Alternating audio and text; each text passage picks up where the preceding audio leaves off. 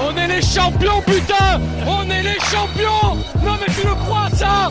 On est les champions! Non mais c'est fou! Le MHB est une nouvelle fois au firmament du handball continental.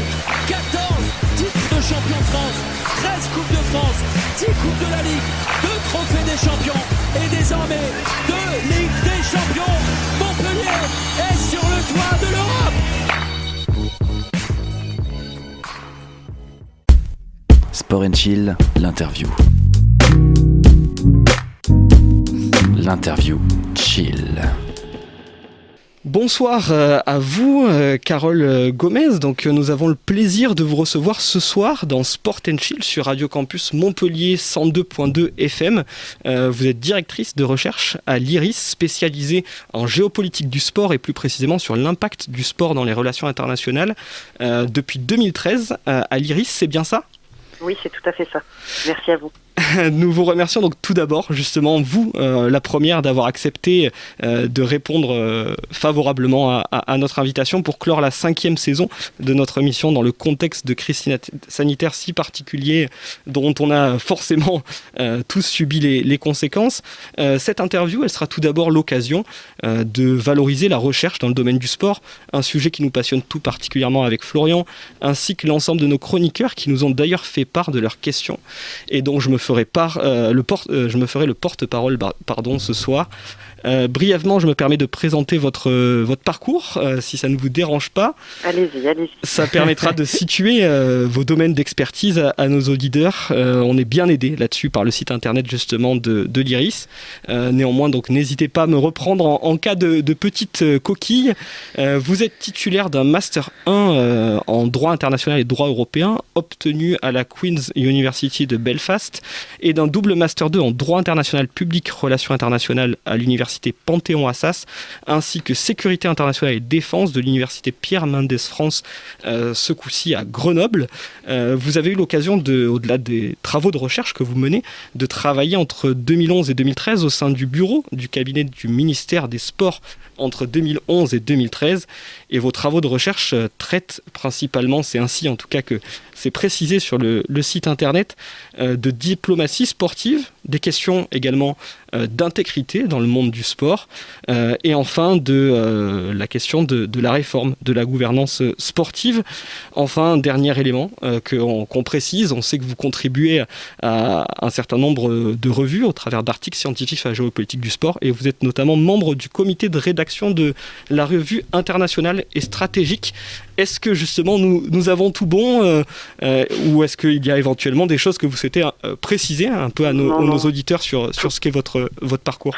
Tout est parfait. Vous avez parfaitement résumé la situation et ça permet de rentrer dans le vif du sujet sur les questions de géopolitique du sport en donnant une incarnation peut-être plus précise derrière ce terme que tout le monde a entendu, mais où on ne sait pas réellement et véritablement ce à quoi ça fait référence.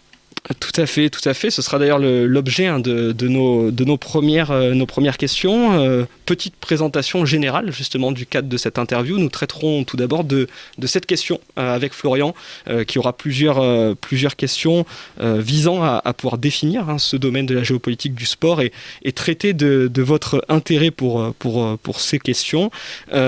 Dans un second temps, ce sera le cœur de notre interview.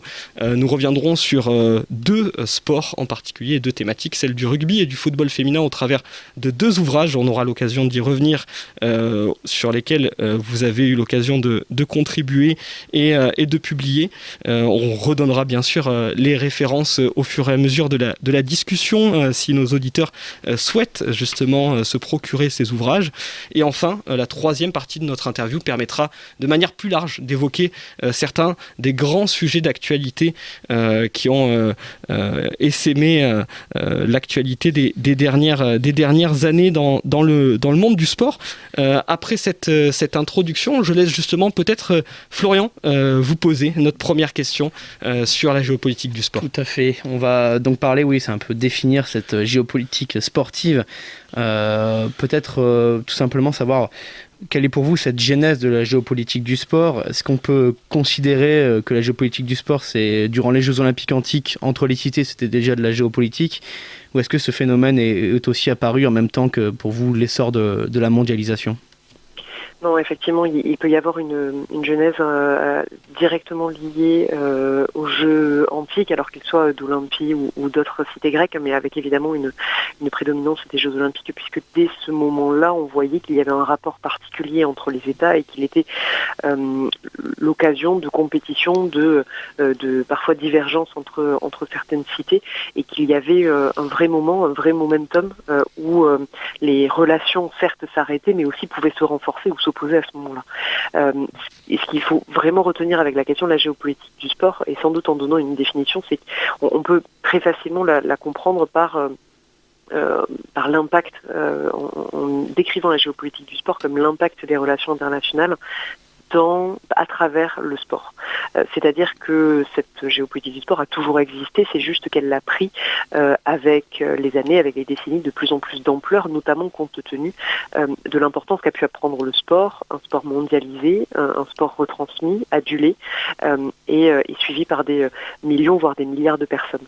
Donc les deux propositions que vous avez faites sont les bonnes, c'est juste que la caisse de résonance est au final complètement différente, et cette géopolitique du sport, elle est présente évidemment à travers les grands événements sportifs, mais également à travers, on va dire, des événements peut-être plus locaux, plus confidentiels, mais où les enjeux entre États, entre acteurs des relations internationales sont tout aussi présents. D'accord, oui, justement, vous avez un petit peu répondu à cette question. Est-ce que pour vous, donc, l'étude de la géopolitique du sport ou des relations internationales dans le sport ne traduit pas simplement que le sport est devenu très important, prédominant dans notre société actuelle? Il y avait Bill Shankly qui était l'emblématique entraîneur de Liverpool qui disait sur le football, du moins, le football ce n'est pas une question de vie ou de mort, c'est bien plus important que cela. Oui, tout à fait. Et c'est aussi ça qui c'est toujours cette phrase qui est présentée, mais qui au final permet à tout amateur de sport et a fortiori à tout amateur de football de comprendre instantanément à quel point c'est quelque chose qui est fort et qui peut permettre d'influer sur un certain nombre de relations personnelles comme étatiques, comme économiques. Et donc au final, il y a vraiment un poids de plus en plus important pris par le sport, tant en tant qu'objet politique, en tant qu'objet social, comme objet géopolitique. Et ça, on le voit notamment à travers le développement, ou plutôt la formalisation de ce qu'on va appeler des diplomaties sportives, c'est-à-dire l'utilisation du sport à des fins de politique étrangère par un certain nombre de pays. La France, par exemple, en a mis en place une à partir de 2013, mais on entend aussi très régulièrement parler d'autres types de diplomaties sportives, chinoises, qataries, saoudiennes, émiraties, russes, mais j'imagine qu'on reviendra dessus par la suite. Tout à fait. Pour vous, quelles étaient vos motivations à écrire sur ce domaine, sur la géopolitique du sport, les relations internationales? Et est-ce que d'ailleurs la recherche s'est développée ces dernières années, ou ça fait depuis un petit moment qu'on parle de géopolitique du sport en France? Alors pour le coup, et je vais peut-être inverser vos questions. Non, c'est une thématique qui est au final assez récente, puisque le sport a toujours été considéré dans un certain nombre qu'il s'agisse de sciences sociales, de sciences stats, de sociologie, comme un sujet qui n'était pas forcément très digne d'intérêt par un certain nombre soit de facultés, soit d'universités. Presque futile, ouais. Ouais, c'est ça. Il y avait vraiment, on ne percevait pas l'intérêt politique, économique, sociologique, démocratique qu'il pouvait y avoir derrière. Et puis, donc il y a vraiment eu c'était vraiment un sujet très isolé. Et puis au début des années 60, 70, 80, notamment dans la recherche anglo-saxonne, il y a eu de plus en plus d'études qui ont été faites et qui, au final, s'expliquent par la montée en puissance de ce sport. Le sport était avant quelque chose que l'on pratiquait au sein de sa ville, au sein de son pays, et puis avec le développement, la médiatisation des premiers Jeux Olympiques et Paralympiques, des premières compétitions, par exemple sportives, de football ou de rugby ou de handball, on a vraiment commencé à voir que ça intéressait du monde et qu'il y avait des enjeux qui dépassaient sans doute le simple match ou le simple entraînement.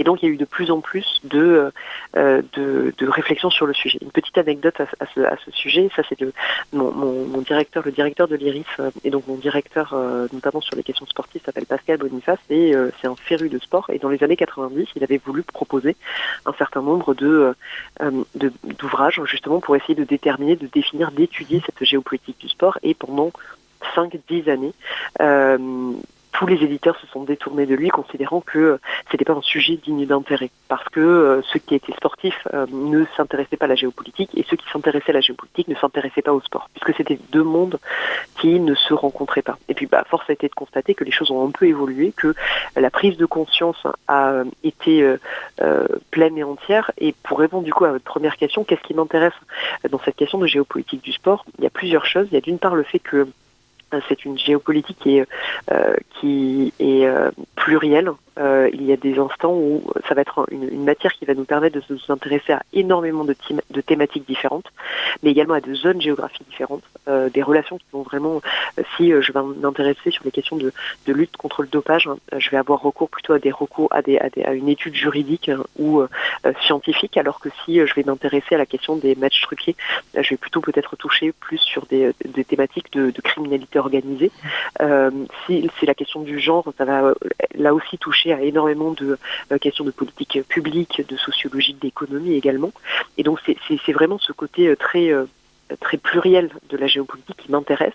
Et l'autre élément qui me passionne justement dans l'étude de cette géopolitique du sport, c'est que c'est quelque chose qui est extrêmement abordable. Vous allez n'importe où, et tout le monde a toujours quelque chose à dire sur le sport. Et c'est ça qui me semble intéressant, c'est que au final, que vous soyez quelqu'un d'un très jeune âge ou quelqu'un d'un peu plus âgé qui n'est pas forcément fait de très hautes études, par le prisme du sport, vous avez des connaissances, vous avez des compétences, vous avez une curiosité sur le monde dont vous ne vous rendez pas forcément compte, mais qui, à mon sens, est hyper intéressante parce que ça va permettre de développer peut-être une connaissance insoupçonnée.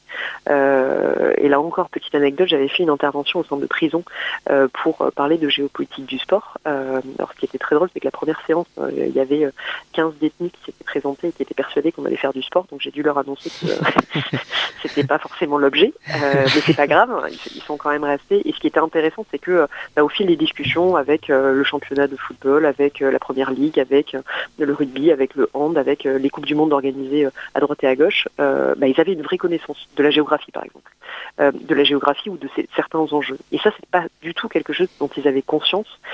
Et alors, ça peut peut-être sembler un peu naïf, mais j'ai eu l'impression que le fait qu'ils prennent conscience que c'était pas juste que leur lecture de l'équipe ou leur lecture des journaux n'était pas vaine, mais au contraire qu'en fait ça permettait de les enrichir quelque part. Et ça, c'est quelque chose que je trouve assez intéressant. Et c'est d'ailleurs ça quand je fais des interventions aussi dans des lycées ou dans des collèges, c'est quelque chose que je mets en avant avec si vous êtes passionné par le sport, c'est tant mieux, parce que c'est une parfaite ouverture sur le monde qui vous permet de mieux comprendre des relations, qu'elles soient internationales, qu'elles soient sociétales, qu'elles soient économiques, et ça, c'est une culture comme une autre. Et c'est aussi quelque chose qui me semble important de souligner, surtout à un moment où le sport est un peu le parent pauvre d'un certain nombre de dispositifs politiques, et que c'est un peu toujours le dernier petit budget qui résiste contre d'autres formes budgétaires qui, elles, sont beaucoup plus importantes. Avant de laisser justement enchaîner Florian sur cette question, ce qui illustre bien ce que vous dites aussi, au sein même de l'équipe de Sport & Chill, comme nous vous le disions au préalable, une grande partie de notre équipe, journalistes sportifs en herbe, passionnés de sport, sont eux-mêmes étudiants de relations internationales. Finalement, est-ce étonnant ou non, a priori pas, et moi-même je me rappelle à titre individuel que depuis tout petit j'ai été intéressé de géographie, d'histoire, et que le sport y a beaucoup aidé finalement. Exactement. La meilleure façon d'apprendre ses cartes, sa géographie d'Europe, c'est peut-être de regarder la Champions League ou de regarder le tournoi à destination. Enfin, je dis ça tout à fait sérieusement, et c'est aussi ça qui est intéressant avec le sport, c'est que en regardant des matchs ou en s'intéressant de près ou de loin à certains résultats, ça nous permet d'avoir une ouverture sur le monde. Et ça, c'est toujours bon à prendre. On n'aurait pas connu la ville de Kazan en Russie, par exemple. Tout à fait. Exactement. Voilà. Exactement. Oui, petite dernière question sur notre première, donc la géopolitique sportive, un peu plus personnelle parce que c'est un sujet qui m'intéresse. Vous avez parlé de diplomatie sportive. Quand on lit plusieurs spécialistes de la géopolitique du sport, donc ou de l'histoire du sport plus généralement, on a deux visions, on va dire, de l'influence du sport sur la société. Bon, vous avez parlé évidemment de Pascal Boniface, hein, qui dit que le sport tout au long de son histoire n'est que le reflet de rivalités politiques déjà existantes. Et puis après, on a aussi ce qu'on appelle aussi des pessimistes du sport. On pourrait citer donc Jean-Marie Brom, que nous on connaît bien à Montpellier puisqu'il intervient à la fac de Montpellier, qui parle plus du sport qui influe sur la société, quitte à créer donc des rivalités qui n'existaient pas avant. Que pensez-vous de ces deux visions ? Est-ce qu'on serait peut-être pas au final sur un mélange des deux pensées ? Alors oui, définitivement. Même si... Parce qu'après, on peut, par exemple, j'avais un exemple, je me rappelle, quand la Marseillaise a été sifflée entre France et Algérie, c'était en 2001, on a traduit ça par... ça a créé des rivalités par la suite, et d'un autre côté, on s'est dit, bah non, c'était déjà une société qui était fracturée entre Français et Algériens, ça s'est retrouvé par la suite avec le vote du Front National en 2002. Voilà. Non, alors pour le coup, enfin c'est ça aussi qui est intéressant. Et pour le coup, moi je me situerais, je pense, entre les deux visions, peut-être quand même plus du côté de Pascal Boniface. Je dis pas ça parce que c'est mon chef, mais parce que j'ai aussi plutôt tendance à partager un certain nombre de ses points de vue, pas tous, mais un certain nombre de ses points de vue où effectivement il y a une vraie influence de... Certains ont tendance à dire que le sport est un miroir déformant, grossissant de la société. Et à mon sens, il ne faut pas considérer que le sport va pervertir la société, mais au contraire que on va retrouver dans le sport un certain nombre de choses qui peuvent exister dans la société, alors qui seront plus grossies, plus déformées, plus gênantes, beaucoup plus scandaleuses dans le milieu du sport qu'elles ne peuvent l'être dans la société où il y a un certain nombre de choses qui vont être bon an mal an acceptées alors qu'elles ne devraient pas. Mais ce qui me semble intéressant, c'est que, à mon sens, il n'y a pas d'analyse qui va être pleine et entière, et on ne peut pas avoir cette approche complètement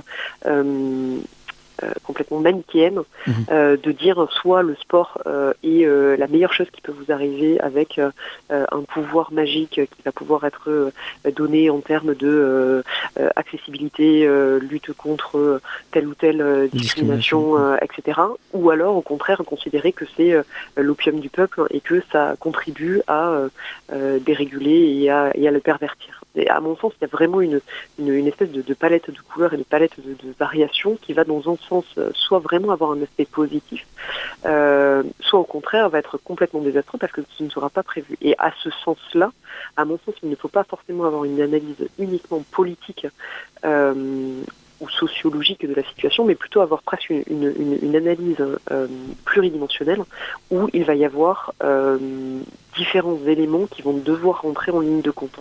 Je prends un exemple très simple, qui est la question, et j'ai un peu travaillé sur le sujet, qui est la question de l'inclusion sociale par le sport.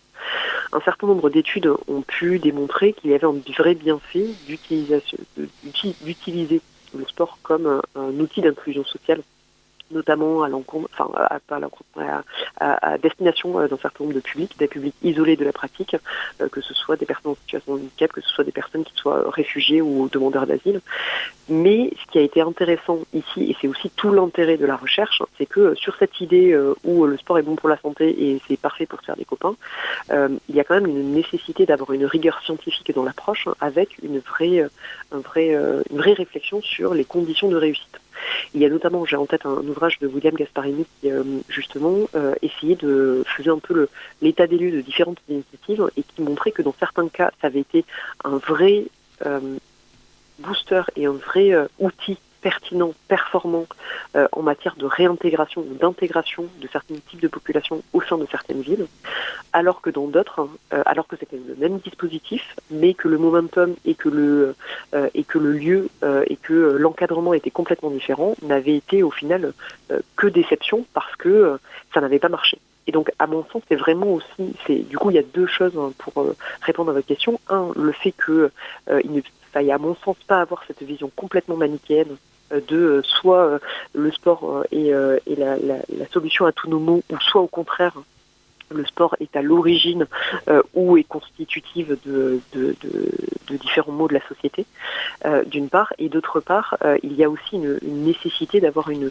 analyse vraiment pluridisciplinaire pour avoir, pour s'approcher le plus proche de serait être une analyse la plus complète possible. Puisque là encore, d'un point de vue économique, vous pouvez avoir des aspects désastreux, alors que ce même exemple peut, d'un point de vue de la politique sociale, être extrêmement positif. Donc c'est tout l'intérêt de combiner un peu et de comparer un peu les différentes approches pour un même fait social ou politique. D'accord. Merci à vous pour tous ces premiers éléments sur la géopolitique du sport. On va désormais parler des différents ouvrages que vous avez rédigés, en commençant par le premier en tout cas sur lequel nous nous sommes penchés, c'est celui dédié au rugby. On rappelle son titre, Le rugby à la conquête du monde, histoire et géopolitique de l'Ovalie, paru en 2019 chez Armand Collin, préfacé d'ailleurs, j'ai pu le voir, par Pascal Boniface dont vous parliez et dont Florian citait les mots. C'est un peu le pionnier au final, quasiment. Oui, pionnier effectivement sur le domaine en France, indéniablement. Certains de nos chroniqueurs ont lu ce livre et cela nous a permis donc également, on peut le dire, de bien nous occuper en temps de confinement, on vous le dit. À votre service. Et donc pour parler justement du rugby, on a compilé quelques questions sur ce sujet, avec une première de l'un de nos chroniqueurs rugby, Guillaume en l'occurrence, notre franco-géorgien, donc pas étonnant son intérêt pour cette discipline. C'est peut-être le sport le plus inclusif, il nous dit, en termes de gabarit, on peut penser, en termes aussi de sexe, sachant qu'effectivement le rugby est tant masculin que féminin et qu'il y a un très bon développement en miroir du rugby masculin, mais on pourra revenir sur aussi les différents enjeux qui apparaissent. Mais c'est aussi le plus fermé au monde. Les plus grandes compétitions sont souvent en cycle clos. On peut penser à la Coupe d'Europe, on peut penser au tournoi Destination côté sélection, aux Four Nations également dans l'hémisphère sud, et même d'une certaine manière à la Coupe du Monde de rugby, sachant que 45% des nations sont qualifiées d'une Coupe du Monde sur l'autre. Comment vous expliquez un peu ce paradoxe, et est-ce que ce sont les acteurs institutionnels de ce sport qui ne mettent pas nécessairement tous les moyens en œuvre pour devenir plus universel, ou est-ce que plutôt c'est une question de nature culturelle ?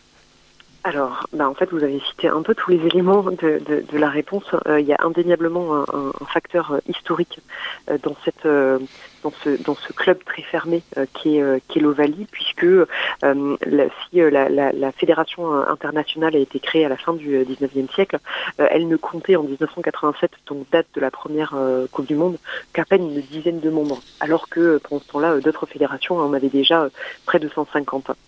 Et aujourd'hui, d'ailleurs, il est intéressant de noter que, alors que la fédération de foot, de volley ou d'athlétisme a plus de 210 membres, la fédération internationale de rugby n'en compte aujourd'hui que de 120 affiliés et associés. Et donc, il montre aussi que cette géographie du rugby n'est pas encore complètement aboutie, même si, et j'y reviendrai par la suite, la question du rugby à 7 est en train de on va dire, vraiment développer cet élément-là. Vous l'avez dit, il y a effectivement une vraie volonté historique de ne pas trop s'ouvrir. Il y a eu cette volonté de ne pas trop se diffuser, mais quand même d'ouvrir la porte à un certain nombre de nations, même si les choses sont petit à petit en train de changer à différents égards. D'une part parce que c'est les deux éléments, c'est un élément que vous citiez que je viens de donner, c'est à mon sens il y a une vraie compréhension par le monde du rugby international que s'il continue comme cela il ne va pas arriver à se développer et on va dire son réservoir de pratiquants et de consommateurs va rapidement arriver à sa fin. Et donc, à mon sens, il y a deux espoirs pour le rugby international, qui est d'une part le rugby à 7, masculin comme féminin, mais il y a également le rugby féminin, ce qu'on appelle la pratique féminine du rugby. Donc, rugby féminin avec des guillemets. Tout simplement parce que dans le cas de la pratique du rugby à 7, c'est un rugby qui a été qui est assez ancien et qui s'est développé tout au long du XXe siècle avec des premières compétitions qui ont démarré peu après la Coupe du Monde 1987 et qui a vraiment eu un coup d'accélérateur à partir des Jeux de 2016, des Jeux Olympiques et Paralympiques de Rio, oui, où il est rentré dans le programme officiel et logiquement il devrait y avoir ce programme, cette inclusion du rugby à 7 dans le programme olympique jusqu'au moins en 2024. Et ce qui est intéressant avec ce rugby à 7 là, c'est que cette géographie, cette hiérarchie du rugby est complètement à façonner. On n'a pas toujours les mêmes états. On peut avoir des matchs de très grande qualité dans des tournois, par exemple de HSBC 7, pour ne pas le citer, qui va pouvoir opposer le Kenya au Portugal, qui n'est pas forcément le genre de match qu'on a l'habitude de voir habituellement quand on s'intéresse au rugby, sauf pendant les Coupes du Monde. Mais c'est aussi ça qui est intéressant, c'est qu'il y a une vraie possibilité de développer rapidement, de faire en sorte que certains pays, certaines nations deviennent extrêmement performantes et puissent venir un peu talonner ce qu'on va appeler les nations historiques. Et le deuxième élément de développement, à mon sens, qui me semble intéressant de signaler, c'est la question du rugby féminin et qui est particulièrement notable par un élément qui est que si vous reprenez les rapports officiels de World Rugby, on se rend compte qu'il y a chaque année un rapport annuel qui est publié et où on estime à peu près le nombre de joueurs de rugby. Si depuis les années 2000 et jusqu'au milieu des années 2010, on estimait à 1,5 million de joueuses, ce qui est quand même une fourchette assez large. Petit à petit, notamment à partir de 2013-2014, il y a eu une volonté de quantifier plus précisément. Et là, on a vraiment vu une attention portée sur ces joueuses, tout simplement parce qu'on s'est rendu compte que, accessoirement, la moitié de l'humanité n'avait pas forcément fait jusqu'à présent n'avait pas forcément fait l'objet d'un effort particulier d'inclusion. Donc ça permettait aussi de développer sa ressource, son vivier de pratiquants, et accessoirement, ça peut être aussi, ne l'oublions jamais avec des fédérations internationales, ça peut aussi être des consommatrices qui peuvent se déplacer lors de matchs, acheter des places, acheter des goodies et des maillots. Donc c'est aussi ça qui est intéressant. Et depuis quelques années, on voit un suivi tout particulier sur ces sujets. Et en plus, on voit et c'est ce que disait votre journaliste tout à l'heure, il y a de très bons résultats, notamment au niveau, par exemple, si on prend l'équipe nationale féminine, il y a eu une vraie révélation en 2014, au moment où on a accueilli la Coupe du Monde en France, où tout le monde est un peu tombé par hasard sur la diffusion des matchs et en fait a été plutôt bluffé par la qualité du jeu, où il y a eu une progression sans discontinuer avec un grand chelem de mémoire en 2018 lors du tournoi Destination, et donc qui au final a aussi pu alors s'imposer, c'est un bien grand mot, mais a pu aussi tirer son épingle du jeu, notamment dans une période où le 15 de France était quant à lui dans une position un peu plus compliquée. Donc ça permettait aussi quand on regardait le tournoi Destination, de ne pas voir que des défaites françaises, mais voir aussi quelques beaux matchs joués par des femmes. Donc il y a aussi cette pluralité, et c'est ça qui me semble intéressant, et c'est ce que disait aussi votre journaliste, c'est que aujourd'hui, c'est effectivement un sport le plus englobant possible parce que il va y avoir absolument tout type de gabarits qui vont pouvoir jouer. Alors même si c'est moins vrai aujourd'hui dans le rugby professionnel, mais vous êtes au fin fond dans le village du Lot-et-Garonne, de l'Ariège, que vous soyez petit, grand, mince, gros, musclé ou pas trop, vous allez quand même arriver à trouver une place dans le 15 de départ, ou au moins dans les 22 joueurs. Et c'est ça aussi qui est intéressant et qui a fait partie de la diffusion et de la popularité du rugby quand il a pu se diffuser dans les différents pays au début à la fin du XXe siècle. On reviendra avant d'enchaîner justement sur le football féminin. Vous parliez de rugby féminin sur cette question.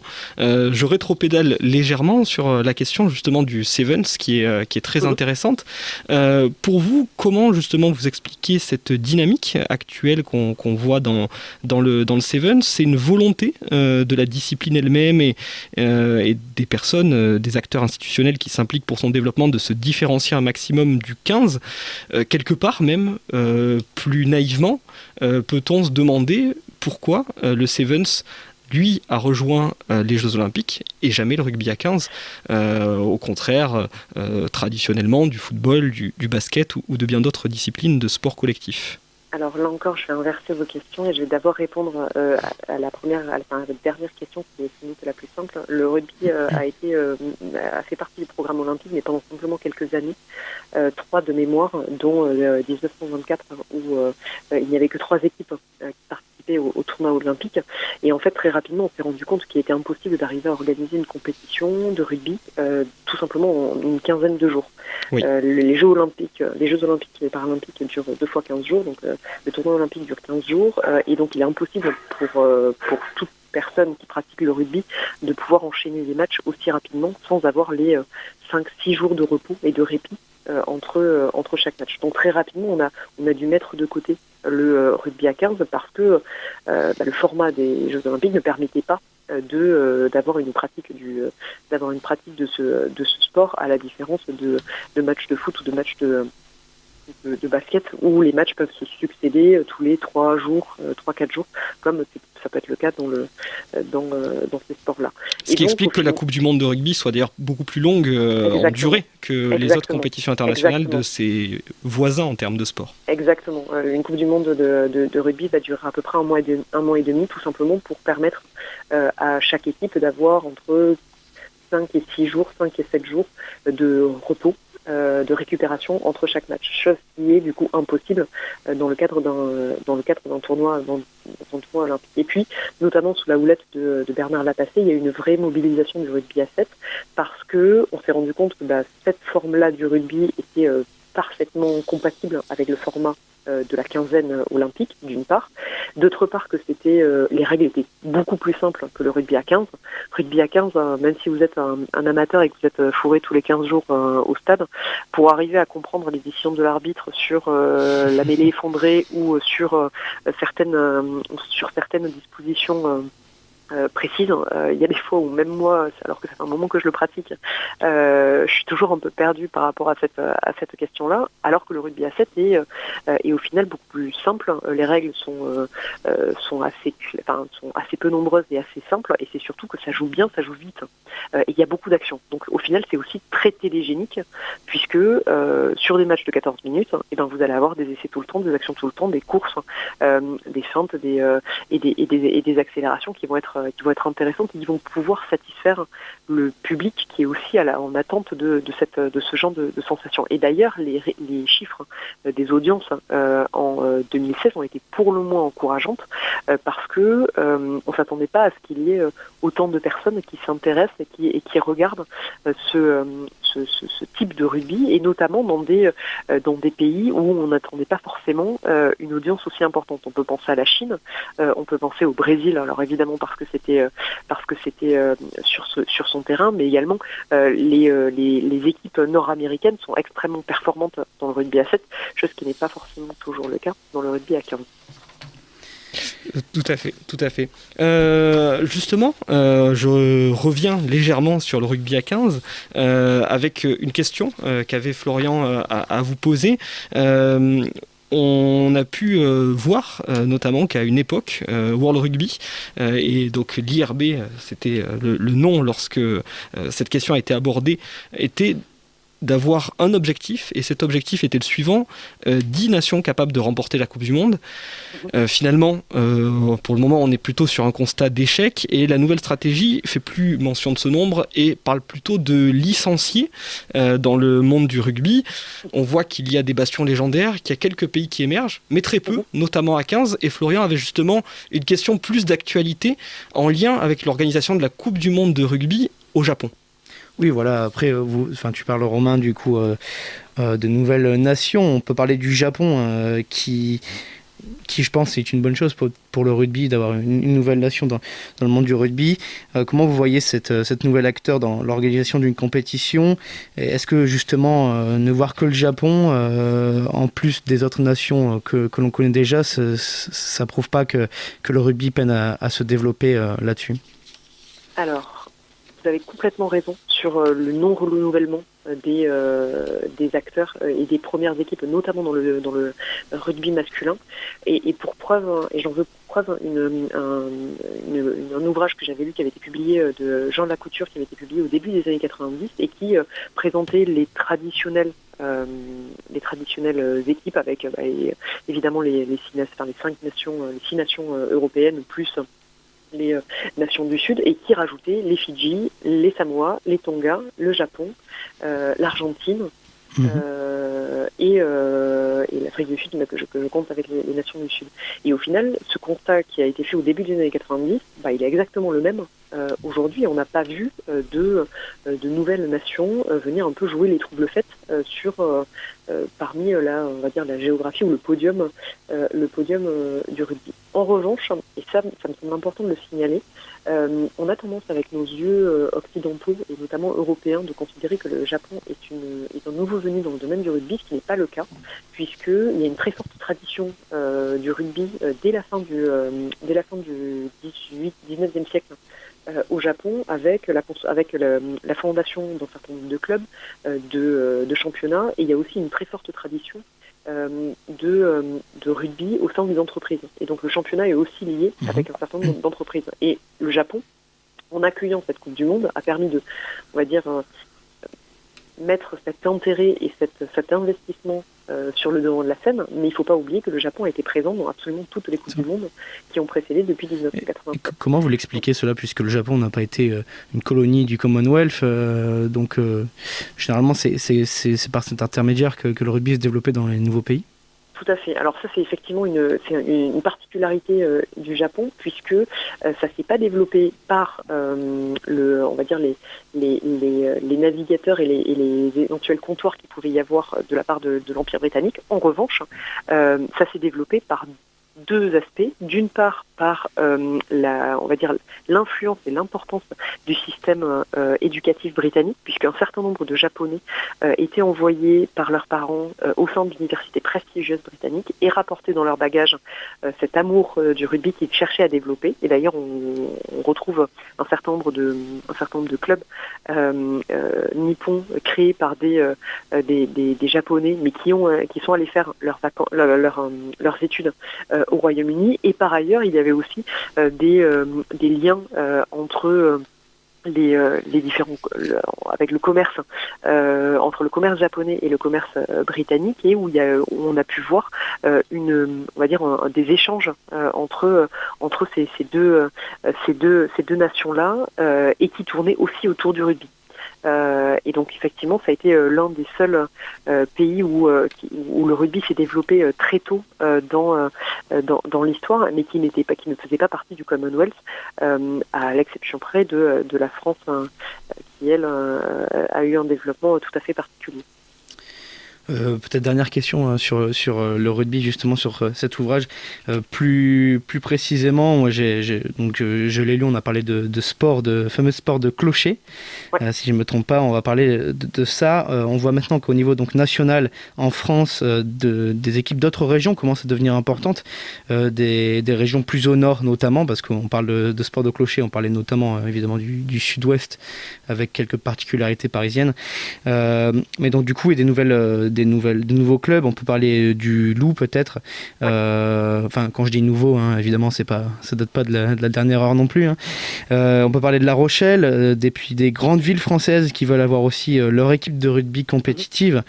Toujours le cas du Loup. On peut parler de Bordeaux, même s'ils se sont associés au club emblématique de Bègles, et Montpellier, évidemment, que l'on connaît très bien.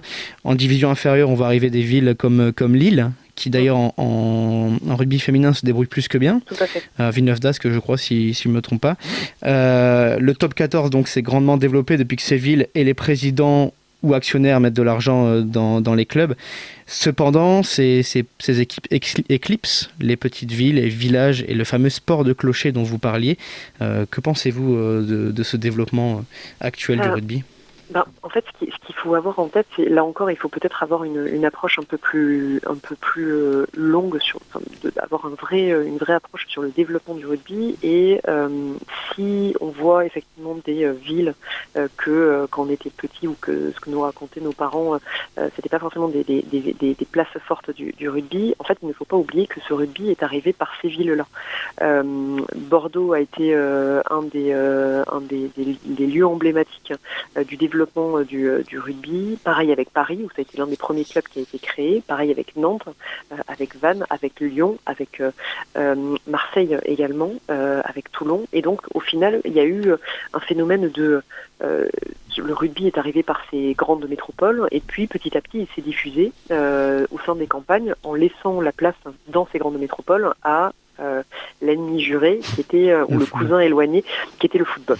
Et puis petit à petit, donc c'est pour ça qu'on a vu se développer un rugby des clochers avec des clubs champions de France qui n'ont pas beaucoup d'habitants, avec une vraie culture et une vraie dimension importante dans la ville. Et puis petit à petit, effectivement, avec la professionnalisation, le rugby est devenu une économie. Et ça a été aussi une façon de faire un investissement qui pouvait être extrêmement rentable pour certains investisseurs, parce qu'ils bénéficient d'une très bonne image du rugby. Si le football est souvent caricaturé et souvent jeté en pâture, dans le domaine du rugby, on a toujours cette impression que tout est non pas parfait, mais qu'il y a des valeurs de l'Ovalie dont on entend très régulièrement parler. Et puis c'est quelque chose qui est aussi, c'est un peu un storytelling qui est développé. Et donc au final, chaque grande ville a voulu avoir son retour, et effectivement des petits clubs comme Saint-Vincent de Tyrosse, Dax, Mont-de-Marsan, Montauban, Tarbes sont aujourd'hui dans des divisions inférieures, alors que le Loup, vous l'avez cité, mais également Toulon évidemment, le Stade Français ou le Racing, qui il y a de ça une vingtaine d'années n'était pas forcément sur le devant de la scène, font aujourd'hui leur apparition, et surtout peinent la dragée haute à des clubs historiques du sud-ouest que peuvent être Toulouse ou que peuvent être Agen dans une moindre mesure, mais je ne suis pas sûre d'être très objectif.